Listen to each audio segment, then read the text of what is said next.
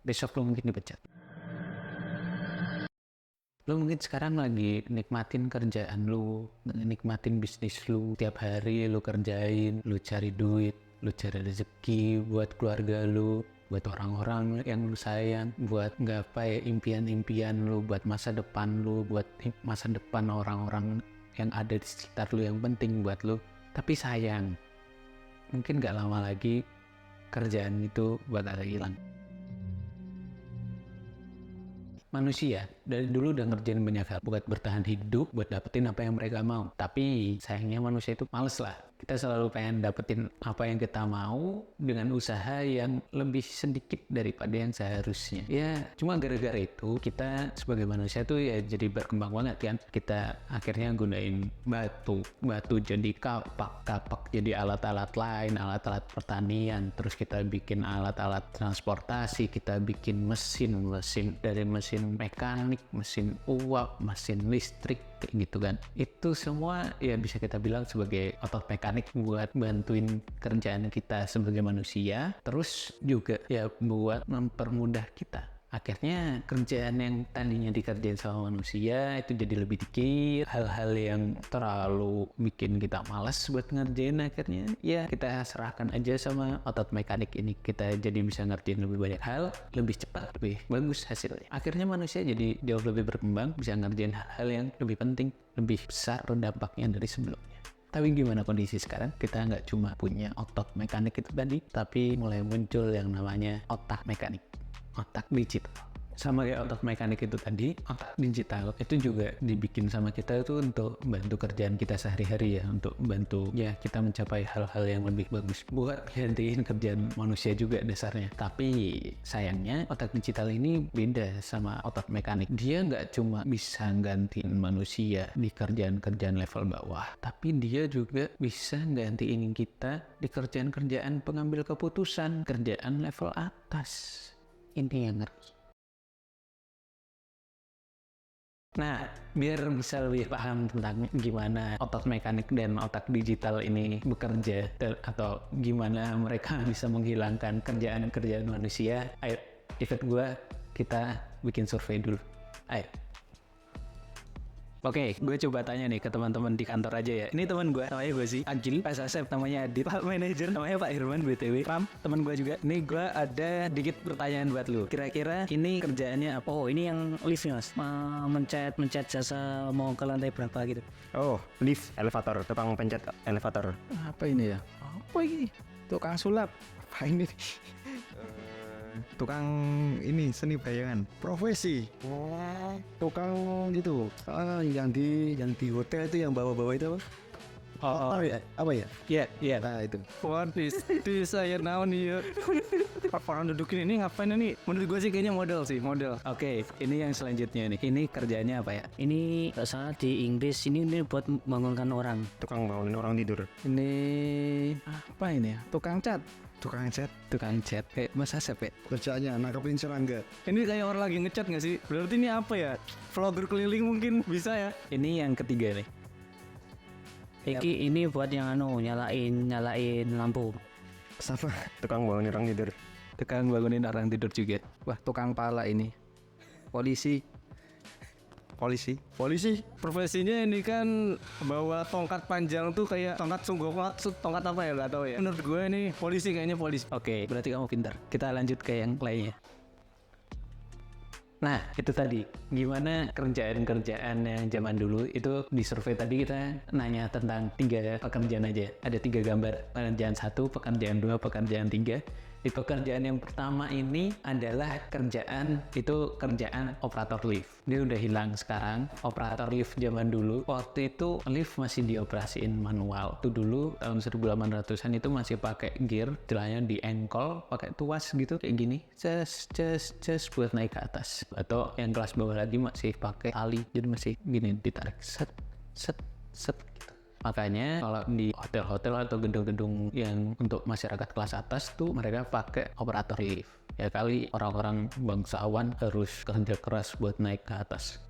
Nah yang kedua adalah window knocker. Window knocker itu kalau gampangnya sekarang alarm. Kerjaannya mereka literally bangunin orang lewat ngetok pintu atau ngetok jendela di kamarnya. Ya biasanya akhirnya dari jalanan gitu biar gak ganggu privasi, pakailah galah buat ngetok jendela si kliennya. Tek tek tek tek. Dia pengen dibangunin jam berapa gitu. Jam segitu dibangunin. Tek tek tek tek. Pak bangun Pak. Ketika orangnya ada bangun ya kerjaan mereka selesai. Dan ini sistemnya langganan, diiklanin di koran-koran kayak gitu. Emang ada jasanya zaman itu. Ada jasanya. Terus yang ketiga, kalau lihat gambarnya emang kayak polisi gitu ya, pakai topi, bajunya rapi, pakai tongkat. Tapi kerjaan mereka bukan polisi. Tongkat itu adalah sebenarnya obor. Itu untuk nyalain api di lampu jalanan. Jadi waktu itu lampu jalanan kan masih api karena tinggi. Mereka pakailah obor yang bentuknya panjang, tongkat panjang gitu, dinyalain satu-satu setiap jalan. Tapi Bang, itu kan kerjaan 2 abad lalu. Ya emang sih yang namanya zaman itu berkembang. Tapi ya berarti kerjaan-kerjaan kita saat ini bakal hilangnya mungkin seabad lagi kita atau 2 abad lagi gitu kan. Nggak secepat itulah. Jangan terlalu skeptis gitu, jangan terlalu pesimis. Nggak juga. Makin kesini perkembangan zaman makin cepat, perkembangan teknologi makin cepat, dan banyak kerjaan yang hilang dengan cepat juga. Kayak misalnya gini, ini contohnya, nggak perlu jauh-jauh. Kalau lu ingat mungkin 2 dekade lalu, 20-an tahun lalu, itu ada kerjaan yang namanya itu tukang wartel, jagain wartel, warung telepon. Sekarang mungkin ya anak-anak generasi sekarang yang lahir di tahun 2000-an mungkin udah nggak tahu itu, dia sudah hilang. Gak jauh kan, cuma 20 tahun udah hilang. Atau tukang foto keliling, lu mungkin bakal heran. Dulu ada tukang foto keliling ke tiap-tiap rumah nawarin buat foto atau cetak foto. Nah ini juga udah hilang. Ya by the way, ya salah satu mbah gue dulu yang ada di Jogja juga tukang foto keliling di Godean, dan ya dia kalah dengan kemajuan zaman. Akhirnya sekarang ya enggak, beliau kebingungan waktu dulu. Atau mungkin yang paling cuma 1 dekade lalu itu juga udah hilang, rental PS. Terus tukang jaga warnet mungkin malah lebih deket ke sini ya, itu juga udah hilang kan. Coba kalau adik-adik lu pasti bakal gak nyangka sih, kalau lu punya anak atau punya adik yang lahir di tahun-tahun sekarang itu pasti gak bakal nyangka kalau dulu ada yang namanya rental PS, kalau dulu ada yang namanya warnet, dimana orang-orang tuh bela-belain jauh-jauh buat datang gitu ke suatu tempat cuma buat internetan atau cuma buat main game. Gitulah rental warnet zaman dulu yang lu datengin buat bolos sekolah, buat main blank gitu, tuh udah hilang sekarang. Jadi nggak usah sampai kita ngomongin sesuatu yang besar kayak buru-buru pabrik, terutama di pabrik mobil atau motor gitu ya, yang pengelasannya, pengecatannya itu udah pakai robot, udah pakai mesin, dan mereka mulai tergantikan gitu. Tuh nggak perlu jauh-jauh, dengan dia kita ngelihat ke kehidupan sehari-hari aja udah mulai pada hilang. Terus ada lagi sih, ini yang paling baru dan potensi hilangnya kayaknya bakal cepat sih. Mbak-mbak dan mas-mas CS. Udah mulai banyak perusahaan-perusahaan gede yang ganti posisi mereka pakai robocall, ganti posisi mereka dengan chatbot. Akhirnya apa? Mereka hilang. Jasa mereka udah nggak begitu dibutuhkan. Ya mungkin masih sih, tapi nggak yang sebanyak itu dibutuhin. Jadi kalau untuk keluhan-keluhan yang istilahnya udah sangat sering banget, itu pakainya yang chatbot atau robocall. Begitu untuk sesuatu yang spesifik barulah dihubungkan dengan CS yang manusia beneran. Ya gitu, udah mulai hilang juga. Ya mungkin lo juga udah mulai sadar kalau banyak kerjaan lain yang mulai hilang juga, kerjaan yang hari ini kita kerjain. Kalau ditelusuri sebenarnya itu semua udah dimulai di tahun 2017. Jadi di tahun 2017 ini muncul paper yang judulnya itu All You Need Is Attention. Ini adalah paper untuk arsitektur AI yang baru yang namanya transformer. Bukan transformer yang bukan yang ini juga. Oke, ini transformer untuk listrik, tapi transformer yang ini. Transformer ini adalah arsitektur AI yang memungkinkan AI itu untuk menyerap data-data kata, data-data bahasa yang jumlahnya bisa besar dengan resource komputasi yang lebih kecil. Besar ini yang gue maksud bisa jutaan, miliaran kata ya. Data seluruh internet, seluruh kata-kata, kalimat-kalimat, artikel-artikel yang ada di internet, yang ada di blog, yang ada di postingan-postingan sosmed lu, yang ada di situs-situs berita, itu bisa diambil dan diolah. Akhirnya jadilah sesuatu yang kita kenal dengan GPT atau ChatGPT. Iya, ChatGPT yang itu. ChatGPT ini ngebuka jendela baru ya di industri AI ya.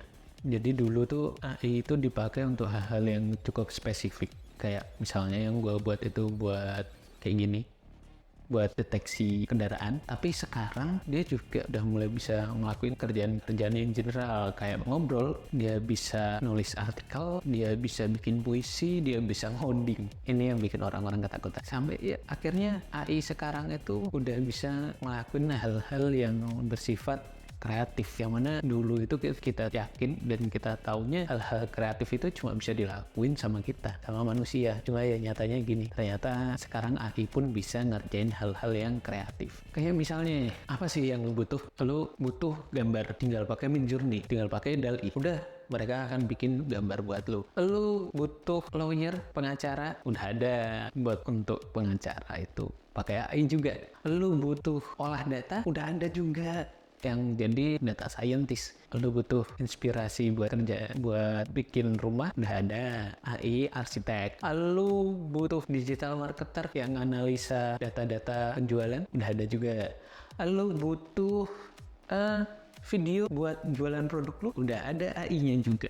Lu butuh sales funnel, lu ada seorang sales, ada juga AI yang bikinin itu. Ya kayak gitu. Bikin musik, ada juga. Lu butuh voice over, ada juga AI-nya. Ya gitulah. Berarti Bang, kerjaannya besok yang aman cuma programmer ya? Enggak juga. Udah ada AI-nya yang ngerjain itu.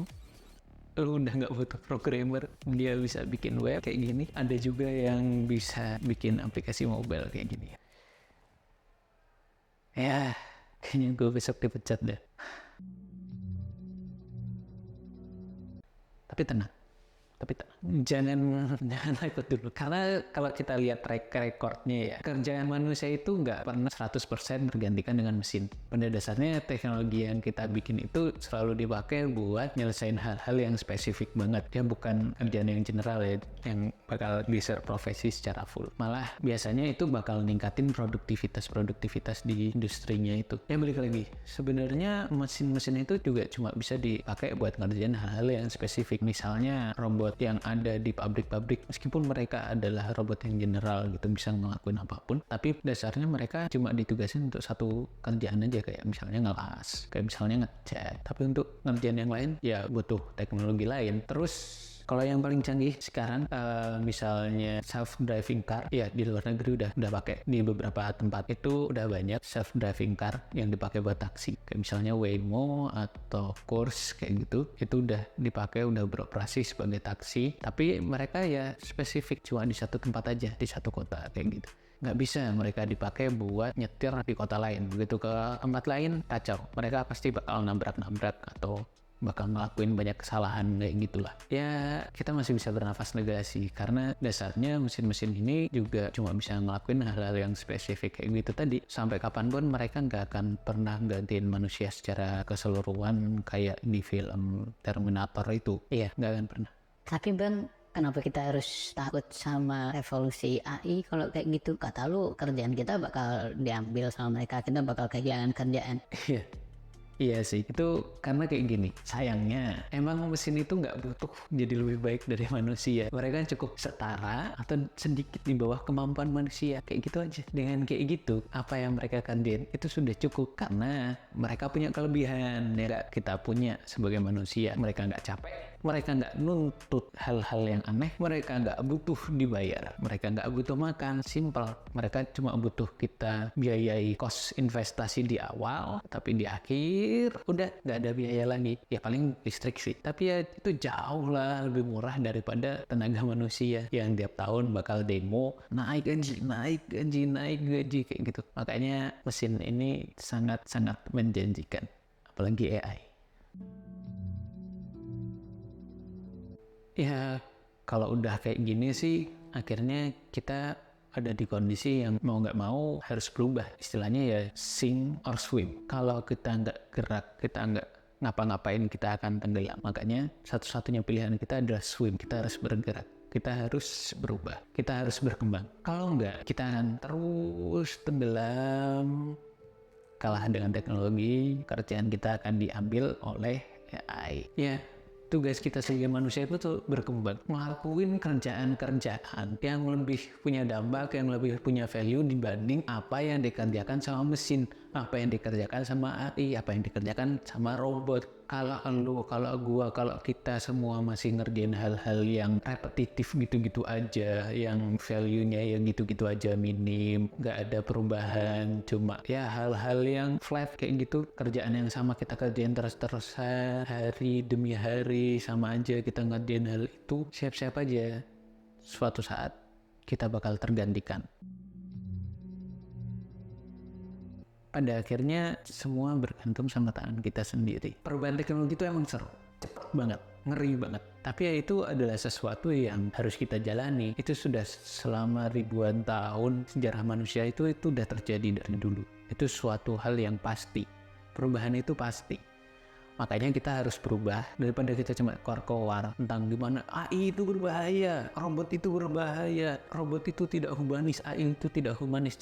Daripada kita cuma koar-koar kayak gitu, nggak ngelakuin apa-apa. Ya, ini buat gua juga sih. Mending kita mulai belajar buat manfaatin teknologi yang baru yang bakal muncul ini. Supaya kita upgrade terus berkembang, selalu jadi lebih baik. Kita bikinlah teknologi ini, kita bikinlah AI ini bukan sebagai lawan yang akan mengancam kita, tapi kita balik. Kita ubah dia jadi tools buat kita. Kita harus manfaatin, karena kalau enggak, balik lagi besok lo bisa dipecat.